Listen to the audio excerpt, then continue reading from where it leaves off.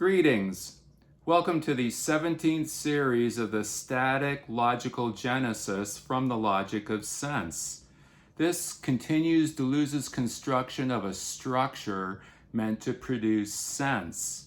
It builds upon the first two stages of the ontological genesis mentioned in the previous series.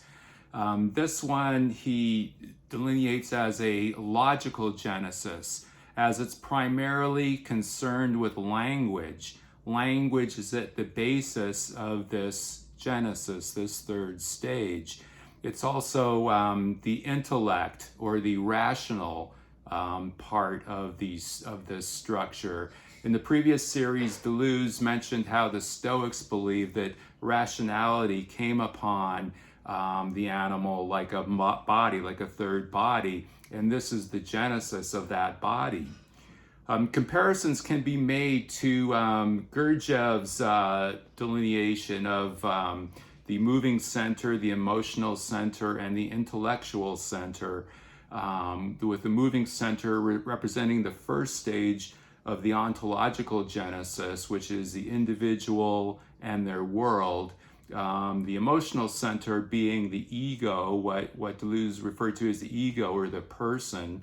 And this third stage is the intellectual stage in this delineation. And it can also be obviously compared to Timothy Leary's eight circus model of consciousness in the same way. Deleuze will say that this third stage of the logical genesis provides the condition or the forms of possibility for the whole structure. And this can be looked at as one's beliefs, one's belief systems or tunnel realities, also one's desires.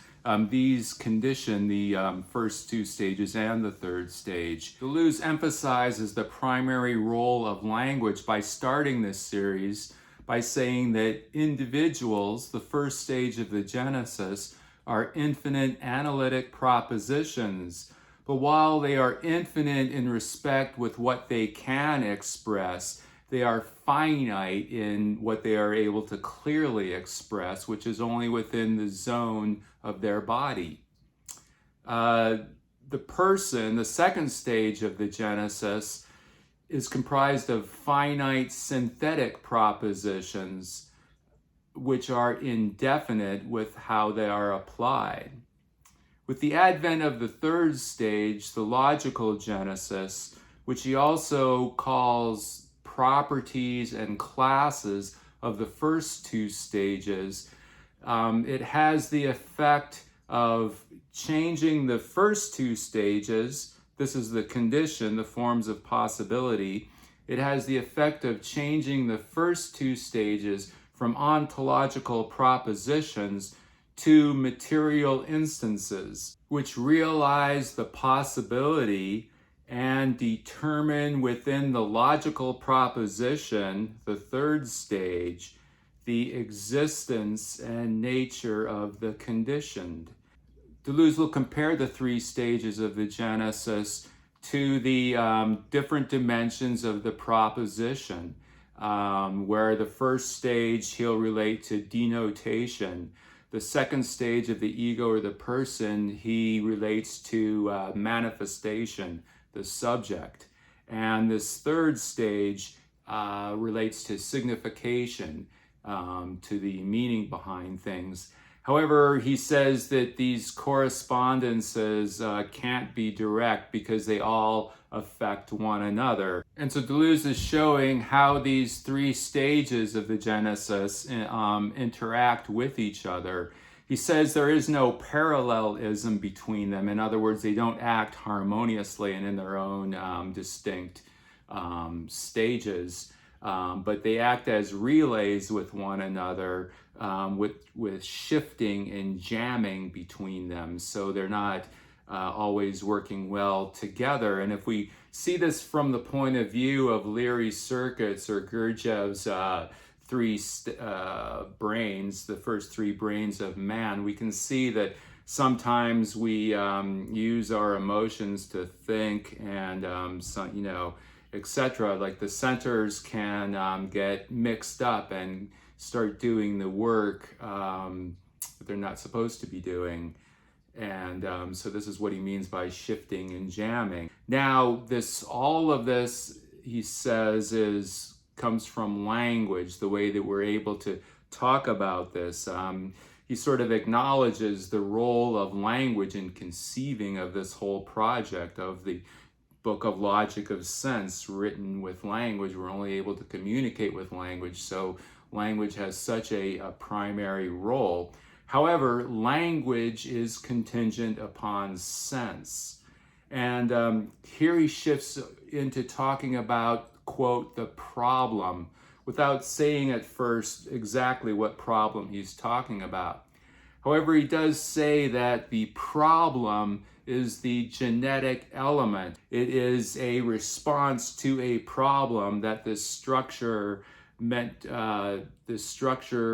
gets constructed to produce sense. But he will present the specific problem toward the end of this discussion of how is it that sense gets produced by bodies and states of affairs, but also these bodies and states of affairs are contingent upon sense.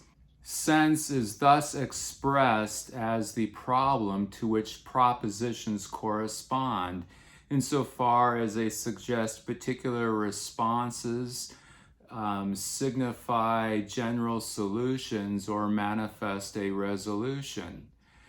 Because of this, rather than expressing sense in an infinitive or a participial form, it's best to express it in an interrogative form, to search for it through asking questions and looking for answers. The problem as the reality of the genetic element, Deleuze also calls the theme or expressed sense. However, this theme is not connected with any thesis presented by propositions.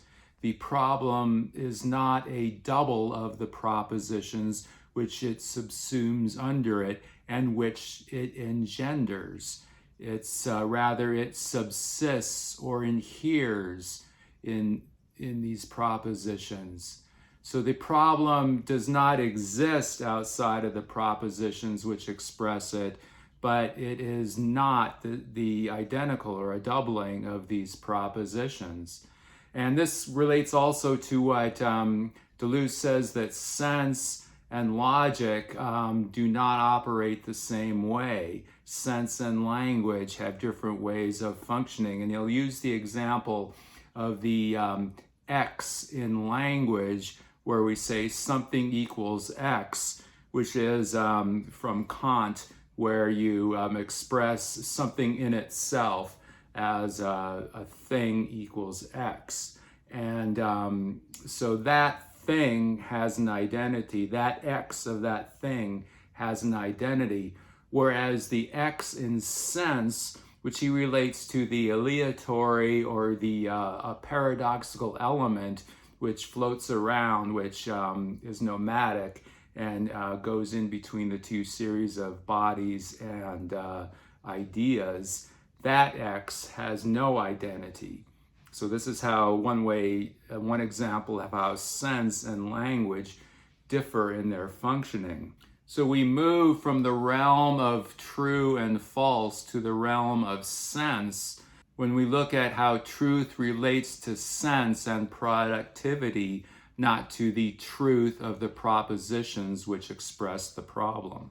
This paradox, which Deleuze expresses by saying the problem is not propositional, but nor does it exist outside of the propositions which express it. He says that this indicates the problem is not, meaning not that it doesn't exist, but rather it has a non-being.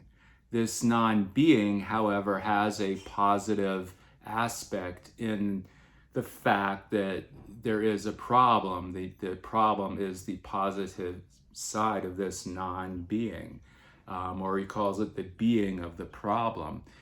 Deleuze will connect this notion with something he expressed earlier in the 5th series of Sense, where he brought up a Persian philosopher named Avicenna, who lived circa the 11th century of the Christian era, and which he says that Avicenna conceived of three notions of essence: the universal essence related to the intellect of things in general, the particular sense of singularities of particular objects, and the third notion of essence was sense. So Deleuze will say, in connection with that, he'll say a circle qua circle is neither a particular circle or a general circle that relates to a particular formula. It has the same value in each instance. Qua means which, so circle which circle. Rather, it is a differential system to which an emission of singularities correspond. Deleuze then goes into talking about the surface and surface organization, restating that sense has a doubling aspect by the fact that it engenders both bodies and states of affairs and language and ideas. Sense works on both sides of what he calls the frontier between the two. And this frontier is not a separation between ideas and bodies, rather it's an articulation. And he'll look at how the surface gets produced. He'll say that the surface gets produced out of the depth of bodies, and that the depth of bodies gets enveloped into the surface. And this surface has a metaphysical aspect to it, which is the transcendental field he spoke about, the transcendental field of singularities. So this contradiction, this problem that sense gets produced by bodies and states of affairs, but also bodies and states of affairs get produced by sense, the static genesis dissipates this contradiction. It is a construction of something that can hopefully produce sense. And this is how it is produced by sense, but it can go on to further produce sense and productivity. The esoteric side of this relates to how Deleuze came up with this notion that the problem is not. And he referred to Avicenna's notion, and that relates to how Avicenna conceived of God, which kind of became the way of how the Islamic God was conceived or is conceived. God is not. And this can be compared to the thelemic word lashtal, which is a word that comprises, it's a word that we call a magical formula because it implies a function. It uses language to imply a function, in this case a word. And the word lashtal is comprised of three parts. The first part, la, which is the Hebrew word for not. It ends with the word al, which is a Hebrew word for God. So you have not and God. And in the middle is two letters, which is shin and teth, pronounced sht, as shin is written and pronounced with an sh. There's a ritual called Liber Reguli, and at the end of that, there is a comments on it in which it sort of elaborates this whole idea of God is not. Not that God is nothing, but God is a positive non-being, paradoxical as that may seem. And with that cliffhanger, I'll see you next time. Thank you.